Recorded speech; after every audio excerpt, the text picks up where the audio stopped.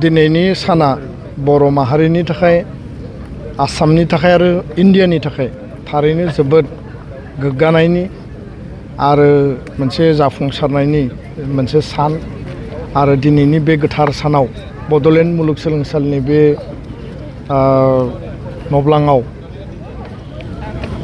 22थि बड'फा उपेन्द्रनाथ ब्रह्म सुबुंथिनि फायखि सल्जार of humanity एवार्डखौ भुटाननि राजमाता मादार कुइन आरो गिबि जाय कुइन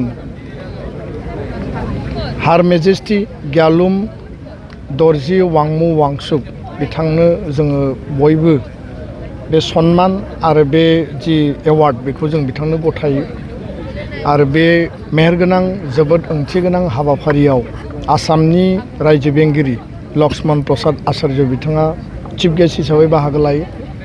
बिटिसिनि मानगोनां चिफ हाग्रामा महिलारि बिथां आरो आगुनि चिफ प्रमद बर' बिथाङाबो बाहागो लायो।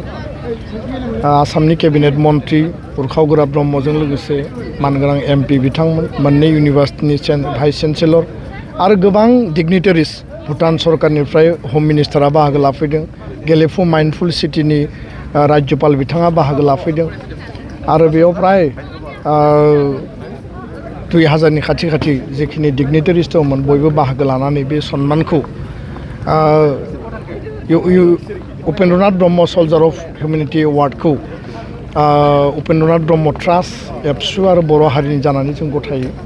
थारैनो बे जि एवार्ड दिनै इन्टारनेशनेल लेभेलाव सहैबाय आरो जोंनि जि हिउमेनिटिनि जि थाखाय होनाय बान्था मानगोनां हार मेजेस्टि ग्यालुम दर्जी वांमु वांचुक बिथाङा भुटाननि पभार्टिनि थाखाय हेल्थ सेक्टराव, सोलोंथाइनि बिथिङाव, ट्रेडिसन आरो कालचारनि बिथिङाव आरो लिटारेरि बिथिङाव माने नेशनेल इन्टारनेशनेल लेभेलाव जथेस्थ' खामानि मावदों। तारायना फाउन्डेसन 2003आव गायसननानै भुटानाव थानाय गोरिब गुन्द्राफोरनि थाखाय न' लुना होनायनिफ्राय लानानै उइमेन इम्पावारमेन्टनिफ्राय लानानै जथेस्थ' बिथाङा परिश्रम खालामनानै राज परियालनि सासे गेदेमा सुबुंब्लाबो बिथाङा जिखिनि खामानि मावदों आरो बिनि थाखायनो जोङो बे बर' माहारिनि ग्रेटेस्ट सिभिलियान एवार्ड बे जि सन्मानखौ जों बिथांनो गथायदों। आरो दिनैनिफ्राय भुटान आरो इन्डियानि जि रिलेसन जिहेथु भुटाना इन्डियानि फ्रेन्डलि नेसन आरो दिनैनि उनाव बे रिलेसना आरोबाव रोखा आरो मजबुत जागोन।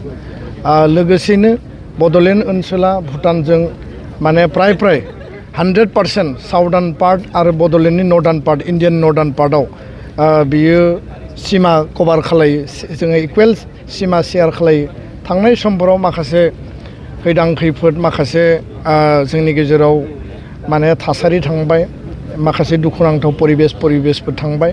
दा बेफोरखौ जोङो जेब्लायबो भुटान सरकारनि खाथियाव बा भुटान राष्ट्रनि खाथियाव जोङो जोंनि गोरोन्थिफोरखौबो बुंबोदों, बिथांमोनाबो बे गोरोन्थिखौ निमाहा होदों आरो दिनै जोङो मोनसे पिसफुल बड'लेण्ड आरो बे पिसफुल बड'लेण्ड आरो ग्रस नेशनेल हेपिनेसआनो बिथांमोननि मेइन एजेन्डा आरो बे एजेन्डाखौ लानानै बिथांमोना खामानि मावदों।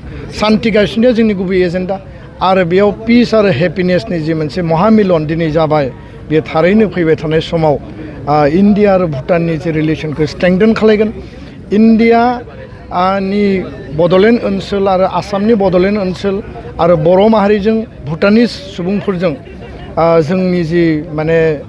जोंनि जि आलासि बा जोंनि जि खुरमा, जोंनि जि गोदोनिफ्राय जि सोमोन्दो, बे सोमोन्दोआ आरो स्ट्रेंथेन जागोन।